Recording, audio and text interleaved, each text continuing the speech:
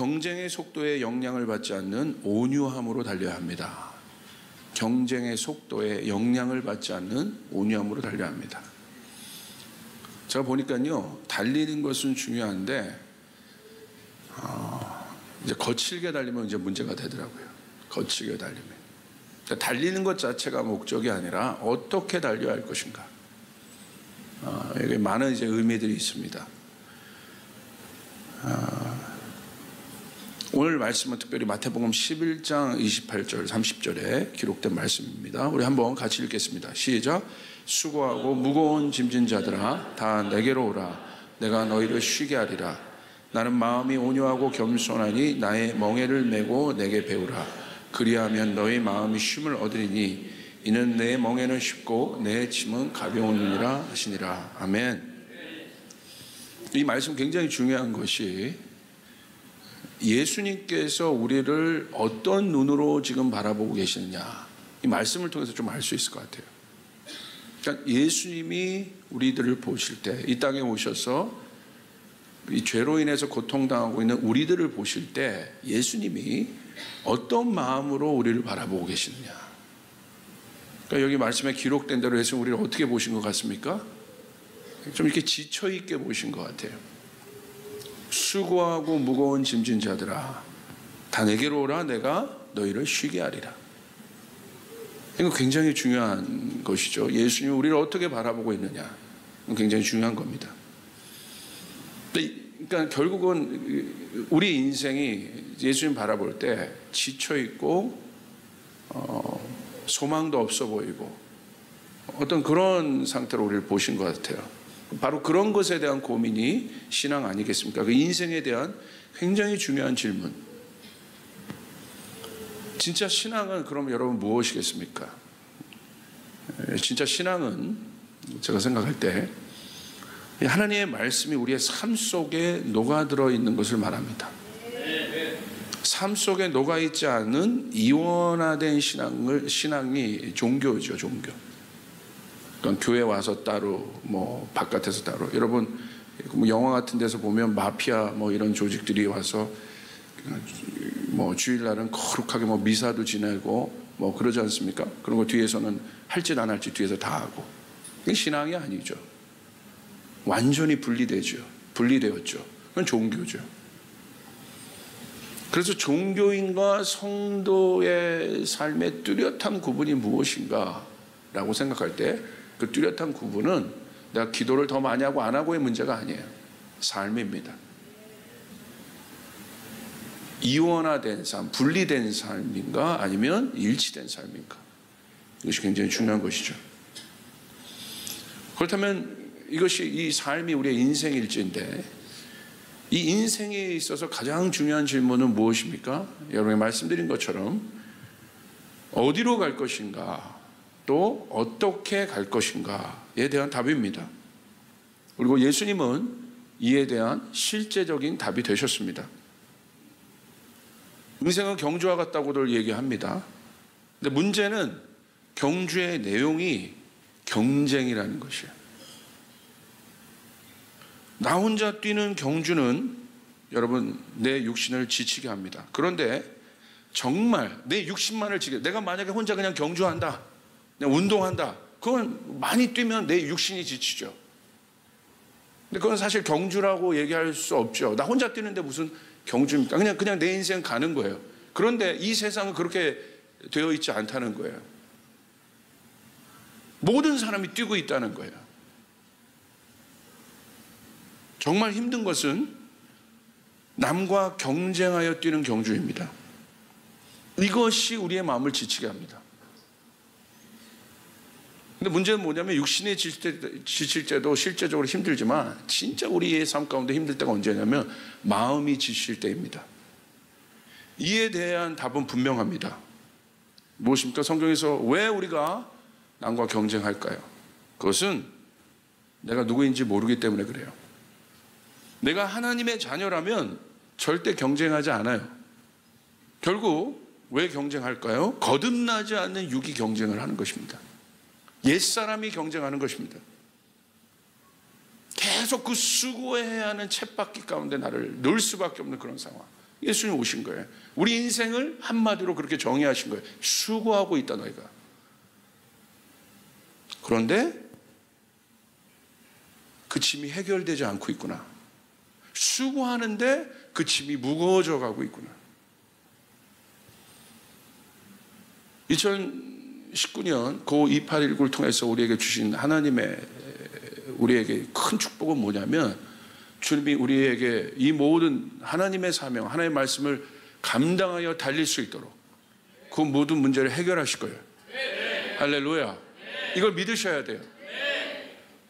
주님은 그냥 보내지 않아요. 마태복음의 제자들의 모든 문제들을 해결하셨어요.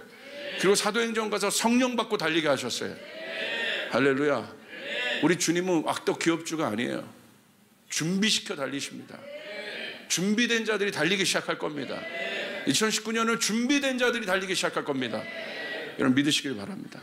아멘. 우리 성도들 그 축복이 있을 겁니다. 자, 보세요. 옛사람 육의 정의가 뭔가, 육인이 뭐냐 도대체. 육은요, 성경에 나와 있어요. 육의 결말은 무엇입니까? 사망 아니겠습니까? 육신의 생각은 사망이다. 근데 육의 정의는 뭐냐면 끝이 있어요. 사망이란 끝이 있습니다. 모든 육은 죽어요. 모든 육체는, 모든 육신은 죽을 수밖에 없어요. 사망이 언도되어 있어요. 여기 사망이 언도되지 않은 분이 없어요. 저도 그렇고요. 태어난 아기도 태어나는 순간 사망이 언도된 거예요. 자유할 수 없습니다. 태어나면서 죽음으로 향하는 거예요. 그게 인생이에요. 사망이 결정된 인생이라면 오늘 내가 어떻게 살아야 될지 고민하지 않겠습니까? 최근에 암에 걸리신 분들이 참 많더라고요. 암이란 건 뭐예요? 왜 암이 두려운 겁니까? 암이 언도되는 순간 사망, 시한부로 들어가기 때문에. 그게 실제적인 공포 아니겠습니까? 그래서 그런 분들을 만나면요, 이미 이제 한 번도 듣지 못했는데 내 인생 가운데 그 끝이 실제적으로 언도된 거예요. 의사의 입을 통해서. 그래서 니고데모는 구원을 물은 거예요. 예수님에게 밤에 몰래 찾아와서. 니고데모의 질문, 구원, 내가 어떻게 구원받겠습니까? 그 질문 이겁니다. 내 끝이 어떻게 되는 거요? 예수님, 내 끝이 도대체 어떻게 되는 겁니까? 뭔가 내가 하나님을 믿는데 뭔가 확신이 없어요. 구원이 뭡니까? 그 말은 내 인생의 끝이 어떻게 됩니까? 오늘 나의 현실이, 미래는 어떻게 될 겁니까? 이것에 대한 질문입니다. 그래서 예수님의 대답은 무엇입니까? 아주 간단했어요. 육으로는 알 수 없다 이거예요. 설명해줘도 너 모른다. 거듭나야 한다. 다른 존재가 되어야 된다. 아멘. 그래야 눈이 떠지게 되는 것이다. 영적인 건가 뭐예요? 뭐 방언하는 게 영적인 거예요? 아닙니다. 영적이라는 건, 내가 영에 속한 사람이라는 것은 끝을 안다는 거예요. 할렐루야. 내가 어디로 달려가고 있는지가 보이게 된다는 것입니다.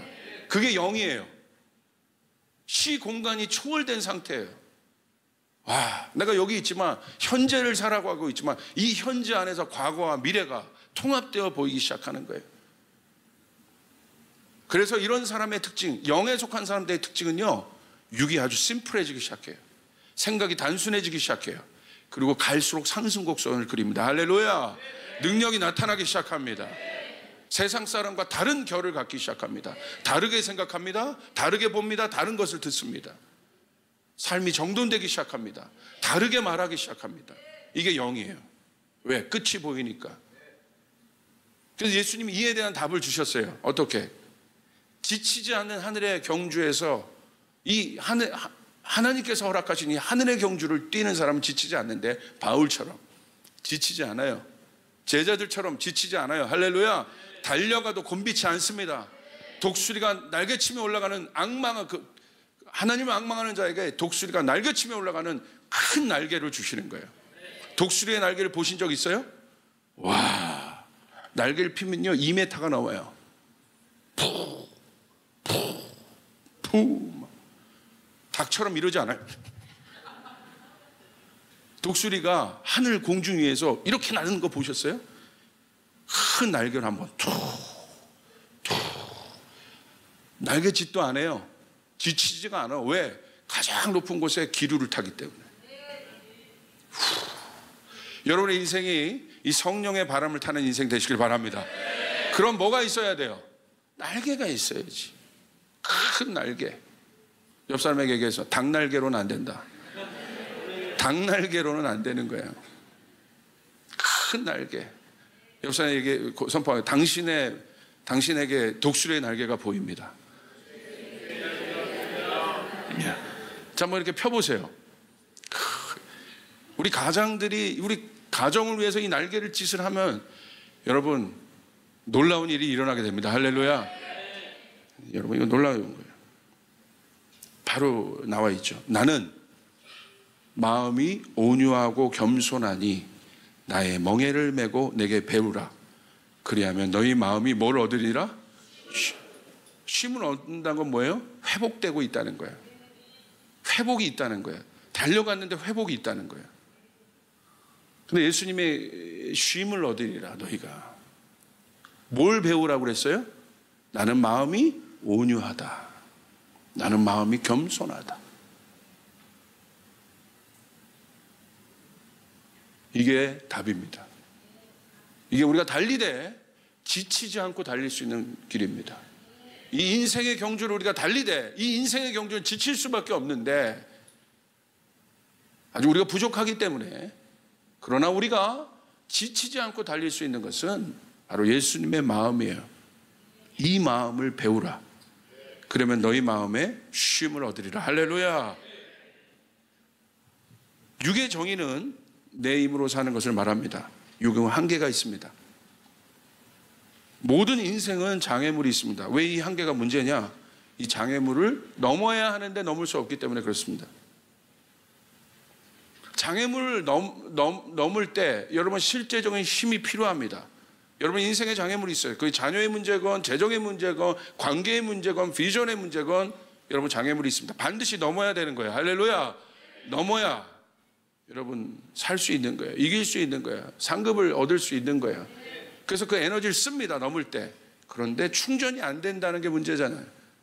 그러니까 넘으면서도 힘을 쓰면서도 내 앞에 있는 장애물을 넘으면서도 내가 지치지 않을 수 있는 일이 뭐냐? 그러니까 여러분 성공한 사람들 보십시오. 저 고지에 도달하기 위해서 계속 모든 장애물을 넘어가지고 도달해요. 근데 거기 딱 올라가니까 탈진하는 거예요. 그러니까 일탈하는 겁니다. 장애물이 없는 인생은 없다 이거예요. 이 장애물을 우리가 어떻게 넘을 거냐? 우리 경주 앞에 장애물이 있을 건데 2019년 우리가 주님의 비전을 갖고 달려갈 때 장애물이 있을 텐데, 그것이 관계 안에서 재정이 어떤 영역이든 장애물이 있을 건데 우리 그 장애물을 어떻게 넘을 것이냐? 지치지 않고 넘을 거냐? 다 같이 힘을 냈어요. 그 다음에 어떻게 우리가 지치지 않고 다시 회복될 수 있느냐? 그것은 바로 예수님의 마음 가운데 있습니다. 겸손과 온유함을 배우는 것입니다. 겸손이란 것은 나 혼자 힘으로 어떤 것도 할 수 없는 죄인이라는 사실을 아는 게 겸손한 거예요. 이걸 깨닫는 거예요. 내가 내 혼자 살아가는 게 아니구나. 내 인생이 난 주님이 필요하구나. 이게 겸손한 거예요. 그게 쉽게 말하면 하나님을 만나는 사람들의 자세예요. 그래서 하나님을 만나는 사람들의 자세는 어떤 사람들, 모든 종교를 보십시오. 자기의 신을 만날 때 어떤 자세가 있어요? 겸손해요. 기본적으로 겸손해요. 그래서 요청하는 거예요. 그 힘을 요청하는 거예요. 내가 부족하기 때문에 찾아온 거죠. 그게 겸손입니다. 겸손한 자에게 하나님이 권위를 주십니다. 다스릴 수 있는 권위를 주십니다. 이 땅을 다스릴 수 있는 권위를 주십니다. 그게 겸손입니다. 겸손은 놀라운 거예요. 두 번째, 온유함입니다. 온유함이 중요합니다. 이게 중요해요. 온유함은 실제로 하나님의 경주를 완주할 수 있는 엔진을 말합니다. 경주는 힘이 있어야 달릴 수 있는 겁니다. 온유함이란 나의 힘이 하나님의 성품 안에서 완벽하게 통제된 상태를 말하는 거예요. 다시요. 온유함의 정의는 부드러움이 아니에요. 젠틀리스가 아닙니다. 우리가 온유함을 생각할 때 부드러움이라고 자꾸 생각하는 분이 있어요. 그건 성경적 정의가 아닙니다. 성경에서 말하는 온유함, 온유한 사람들을 보십시오. 예수님 가장 온유했고, 그냥 우리가 얘기하는 표면적인 부드러움이 아니에요. 온유함은 나의 힘이 하나님의 성품 안에서 완전히 통제된 상태를 말합니다. 할렐루야. 내 힘이 있지만 내 멋대로 사용하지 않는 상태입니다. 이게 온유함이에요. 내가 힘이 있어요. 내 멋대로 할 수 있어요. 그런데 온유함은 뭐냐? 내가 하고 싶은 그 모든 내 힘이 하나님의 능력 안에서 통제되고 있는 상태. 할렐루야. 온유함은 사전에서 말하는 것처럼 표면적 두려움이 아니라고 얘기했습니다. 야생마를 생각해 보시면 돼요. 힘 있는 거친 야생마가 있습니다. 이 거친 야생마를 어떻게 합니까? 그 야생마를 데려다가 트레이닝 시킵니다. 평생 그냥 자기 멋대로 달릴 야생마, 그런 야생마를 데려다가 트레이닝을 시켜요. 근데 트레이닝이 된 야생마들은 어떻게 합니까? 그 힘을 드러내지 않아요. 말이요, 고개를, 말머리를 이렇게 하고 있는 상태. 이게 마장마술에서 말들이 이루고 있잖아요. 이게 뭐냐면 순종의 자세가 돼 있는 거예요. 주인의 음성을 따를 자세가 있는 거다. 여러분, 주님이 탈 수 있는 경주가 돼야 됩니다. 경주마가 돼야 되는 거야. 내가 뛰는 것이 아니에요. 우리에게 달리라고 했어요? 우리가 달리는 거야. 주님이 뭐라고 하셨어요? 너희가 달릴 때 세상 끝날까지 내가 너희와 함께 하리라. 할렐루야. 주님과 뛰어야 되는 거예요. 그게 온유함이에요. 근데 그 주님은 완벽한 트레이너이십니다. 나를 가장 좋게 할 분입니다. 아멘. 내 힘을 가장 완벽하게 배분할 수 있는 분입니다. 내가 지치면 나를 멈추게 할 수 있는 분입니다. 또 내가 게으르면 나를 가야 되게 할 수 있는 분입니다. 완벽한 그분에 대한 신뢰가 온유함이에요. 여러분, 그분을 태울 수 있는 말이 되어야 됩니다. 아멘. 주님은, 성령님은 온유한 자에게 임하십니다. 온유한 자는 그 주님을 신뢰하고 있는 상태라는 거예요. 멧돼지 같은 상태가 아니에요. 자기 힘 믿고 막 날뛰는 상태가 아니에요. 비둘기가 내렸는데 순전하게 앉아있는 상태. 그게 온유함입니다. 여러분, 잘 훈련된 그런 상태. 온유함은 바로 이런 겁니다. 주인에게 완전히 순복된 상태. 나의 힘이 주인에게 완전히 통치된 상태. 할렐루야. 이 마음이 여러분 가운데 있기를 주님의 이름으로 축복합니다. 당신이 명마입니다라고 선포했어요. 당신 명마입니다. 그렇다면 온유함은 어떻게 만들어지겠습니까? 그 마음을 알려면 어떻게 아버지의 마음을 알아야 합니다. 온유함은 어떻게 만들어질 수 있을까? 누가 온유한가? 온유함은요, 마음이 타들어가 본 사람에게 주어지는 거예요. 팔복에도 심령이 가난한 자, 내 마음이 가난해졌어요. 그건 말하면 천국을 봤다는 거야 이제. 그래서 내가 아무리 뭐가 있어도, 세상에 뭐가 있어도 내가 가난한 사람이구나. 내 영혼이 가난함을 느끼는 거예요. 그 사람이 어떻게 해요? 두 번째, 애통합니다. 내가 이렇게 살았구나. 내가 이렇게 부질없이 살았구나. 마음이 타들어가는 거예요. 막 타들어가요. 세 번째, 온유한 거예요. 심령이 가난한 자, 애통하는 자. 그 다음에 온유한 자는 복이 있나니 그가 땅을 차지할 것이다. 완주할 것이다. 끝까지 갈 것이다. 할렐루야. 마음이 타들어가 보는 상태. 마음이 타들어가 없어진 상태. 이게 온유한 사람이에요. 그것이 바로 예수님의 마음입니다. 다윗의 마음이고 아버지의 마음이고 모세의 마음이에요. 이들의 공통점은 자신의 문제가 아닌 그들을 따르는 자들에 대한 부서짐의 마음을 경험한 사람들이에요. 여러분, 다윗 보세요. 다윗이 어떻게 이렇게 훌륭한 장수가 될 수 있었나? 어떻게 수많은 사람들을 그가 얻고 같이 갈 수 있었나? 제가 생각할 때 많은 일들이 있었지만 다윗의 아둘람군 사건, 그리고 저는 다윗이 이제 전쟁으로 갔을 때 아말렉이 와서 다윗의 가족과 다윗의 가족들의 가족을 다 데려간 그 사건을 저는 굉장히 깊이 칩니다. 이렇게 기록되어 있어요. 군인들이 저마다 아들, 딸을 잃고 마음이 아파서 다윗을 돌로 치자고 말할 정도였으나 다윗은 큰 공경에 빠졌다. 그러나 다윗은 자기가 믿는 주 하나님을 더욱 굳게 의지했다. 이거 정말 힘들지 않았겠습니까? 바깥에 있는 저건 내가 가서 치면 되는데 나와 함께 했던 다윗의 군사들이, 그 가족들이 아말렉의 가족을 뺏긴 거예요. 그 군사들이. 그러니까 이 다윗의 이 군사들도 거기서 눈이 배는 게 없는 겁니다. 그러니까 그러면 안 되는데 돌을 들어서, 다윗에게 돌을 들어서 치자고 논의를 할 정도로, 저거 아니면 이런 거예요. 저거 아니면 내가 이 고생 안 하고 이렇게까지 내가 오지 않았는데 저것 때문에 저러는 거야. 어저께까지는 내가 다윗을 위하여 죽겠습니다, 충복이 되겠습니다 그랬는데 눈으로 그거 지금 본 겁니다.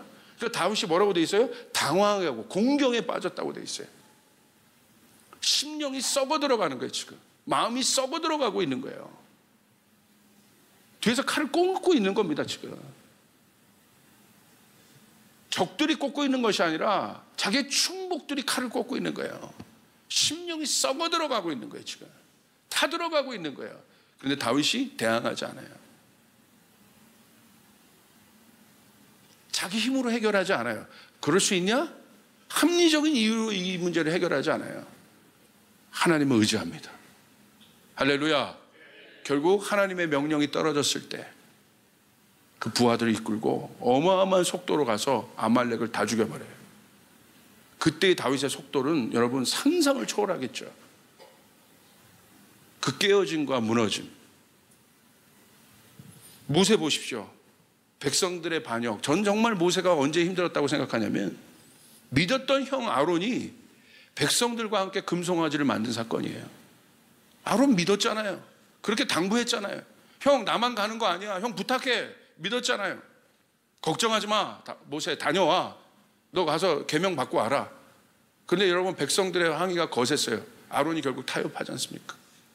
그러고 왔을 때 백성들에 대한 실망보다는 아론에 대한 실망이 어마어마했을 거예요. 믿을 놈, 정말 믿을 사람 한 명 없구나. 모세의 마음이 타들어갔을 겁니다.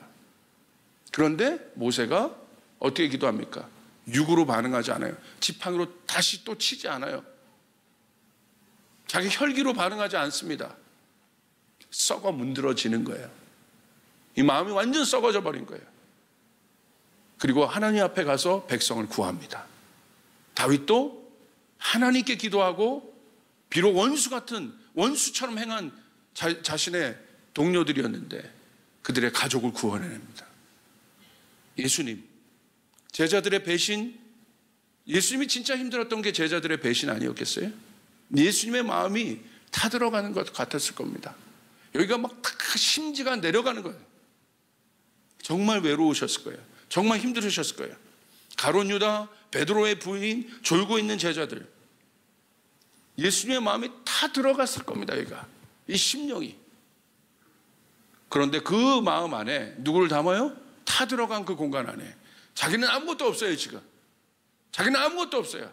오로지 제자를 위해서, 오로지 내 백성을 위해서, 모세처럼 이스라엘 백성을 위해서 자신이 아무것도 없어요.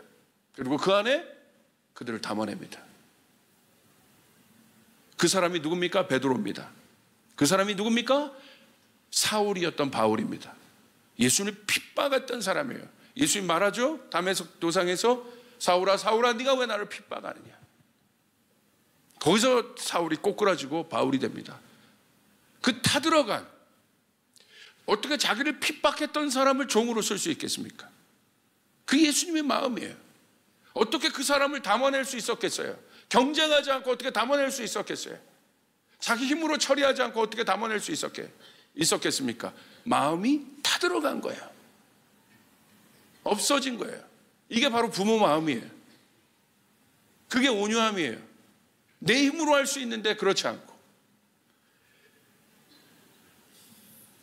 탕자의 아버지, 그렇지 않겠습니까? 자기 멋대로 살겠다고 하는 탕자를 바라볼 때, 그리고 그 탕자가 다시 돌아오기를 기다리는 그 부모의 마음이 타들어간 거예요. 그 타들어간 공간 안에 내가 내 힘으로 너 받지 못해.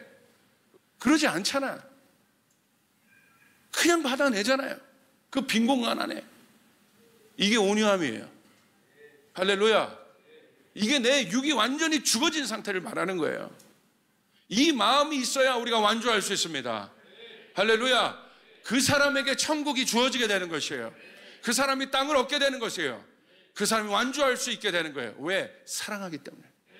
내가 타들어간 만큼 하나님 나라는 임하게 되어 있습니다. 생명은 살아나게 되어 있습니다. 여러분, 그것이 주님께서 우리에게 말씀하신 거예요. 내 힘이 아니라 내 힘이 타들어가야 돼요.